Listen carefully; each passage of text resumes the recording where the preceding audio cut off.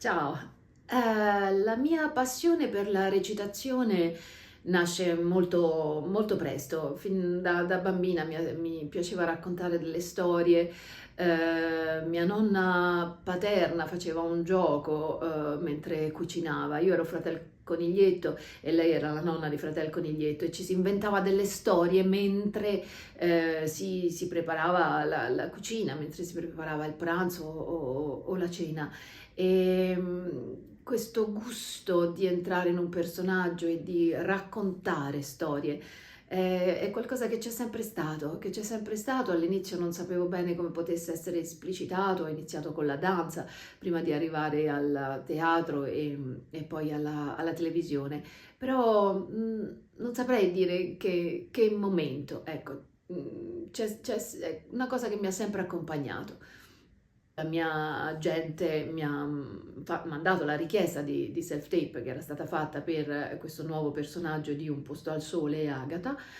E i self-tape sono questi provini che l'attore si autofa da solo col telefono, facendosi fare la spalla quando si può da un collega. Ecco, è un esercizio che io trovo particolarmente difficile, però oramai funziona così e quindi bisogna attrezzarsi ed imparare a farli. E quindi era uno dei tanti self-tape che gli attori fanno e era un momento un pochino difficile per me, a novembre del 24 e avevo appena perso mia mamma.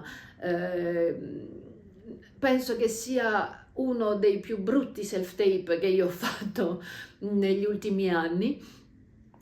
Stavo per non mandarlo per quanto non mi piaceva e questa è la dimostrazione che giudicare se stessi per un attore in un provino è assurdo, è la cosa più difficile e più stupida anche da fare, quindi ho fatto bene a mandarlo.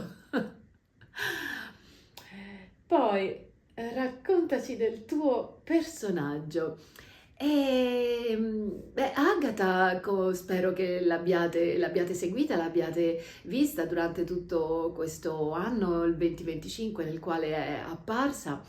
È una persona che ha questo dono particolare, per cui sente le voci dei morti, o meglio, i morti la usano per mandare dei messaggi ehm, ai viventi, al mondo vivente. Fa la volontaria in ospedale, è una persona fondamentalmente buona e pura, ha acquisito questo dono in un incidente stradale che ha avuto da ragazza, lo spiega in una delle puntate al giornalista Michele, interpretato da Alberto Rossi. E durante l'incidente, nuovo incidente che vediamo durante la stagione passata, perde questo dono, però curiosamente continua ad avere una connessione, diciamo, paranormale perché appare in sogno alle persone. Più volte questo accade nel corso delle ultime puntate, in particolare a Okoro che a causa dell'incidente che l'aveva portata in coma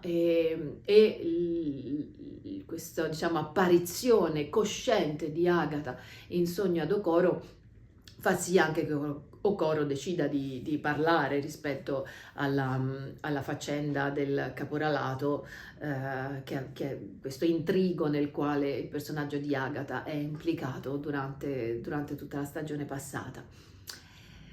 Ma guarda, gli attori che ho incontrato sul set di Un posto al sole sono stati veramente tutti deliziosi, super professionali.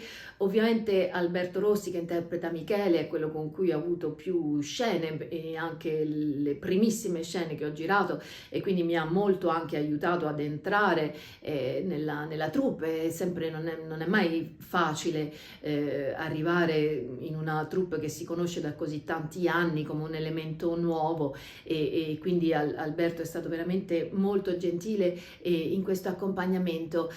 Ho avuto una bellissima, seppur rapida, sensazione con Patrizia Pozzi che interpreta l'infermiera Yolanda. Avevamo una scena abbastanza emotiva insieme nel primo giorno che ci siamo incontrate e c'è stato subito un bellissimo feeling, ma anche tutte le attrici giovani che ho incontrato, Giorgia Giane Tiempo, Annalisa Pennino che interpreta l'infermiere Ada, o Rita Rusciano con cui ho fatto l'ultimissima scena che andrà in onda adesso a gennaio, sono tutte bravissime, belle, brave, veramente è stata una bella scoperta.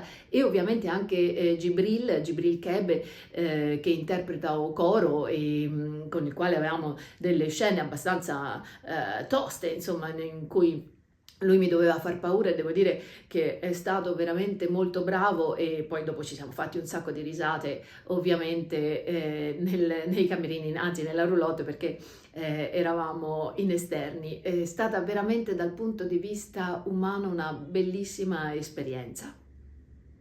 Quali studi ho fatto? Allora, di studi accademici ho fatto l'università in storia e critica dello spettacolo, una parte alla Sapienza a Roma e un'altra parte alla Sorbonne a Parigi, dove ho vissuto molto a lungo.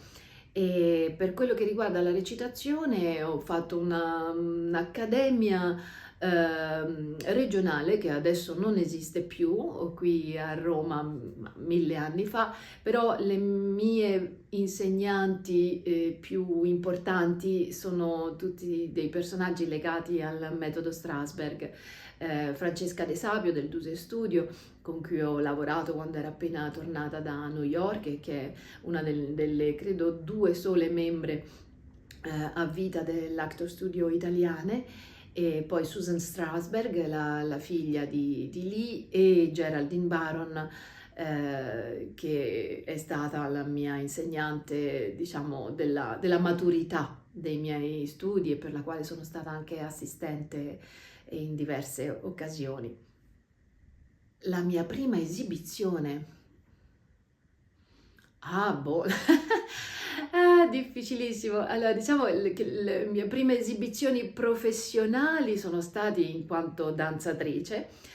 Ho fatto tanta televisione con un gruppo che negli anni '80 si chiamava la Crazy Gang. Abbiamo fatto anche la sigla di Sanremo, le sigle dell'Eurovisione, quindi diciamo che i miei primissimi palcoscenici sono stati in quell'ambito lì. E in quanto attrice, il primo spettacolo importante che ho fatto, uno dei primissimi, ero ancora molto giovane, è stato Pianola Meccanica, con la produzione del Teatro di Roma, accanto a Marcello Mastroianni, diretta da un regista russo che si chiama Nikita Mikhalkov.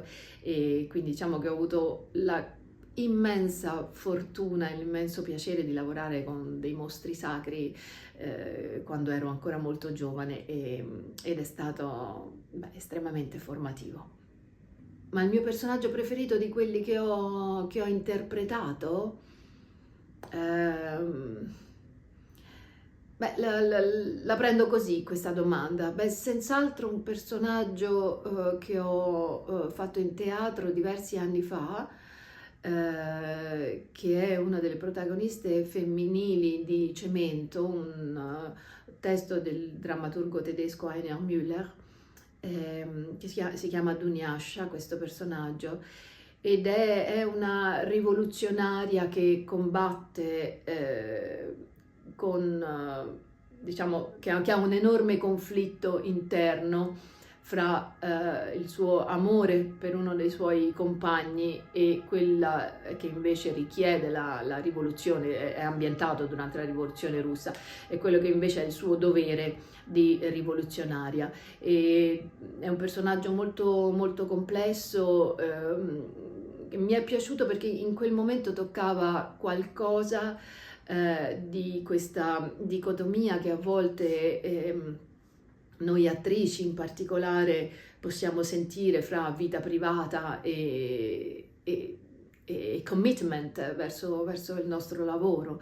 Sì, stato un personaggio molto bello e poi ero con una troupe molto, molto ricca, ero diretta da Anna Romano, che è diciamo eh, una mia grande amica, lo è diventata, ed anche una persona con la quale c'è un sodalizio artistico molto importante che è durato a lungo.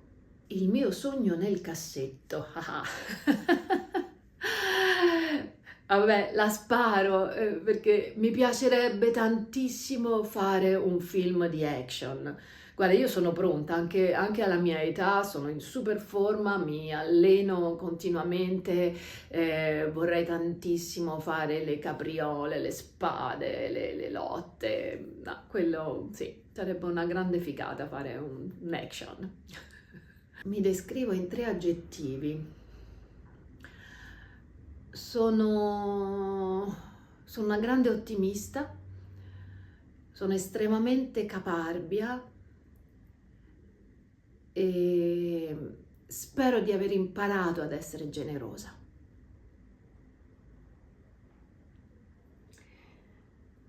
Programmi per il 2026. Ci sono 2 progetti teatrali che dovrebbero arrivare, di cui abbiamo fatto delle letture e delle come dire, prime apparizioni pubbliche, ma ancora spettacolo non terminato, quindi per adesso non posso dirne molto di più, ma ecco, spero che ci sia un po' di teatro all'orizzonte del 2026. Faccio un grandissimo, grandissimo saluto a tutte le follower e a tutti i follower di Sicilia Nara e a presto spero!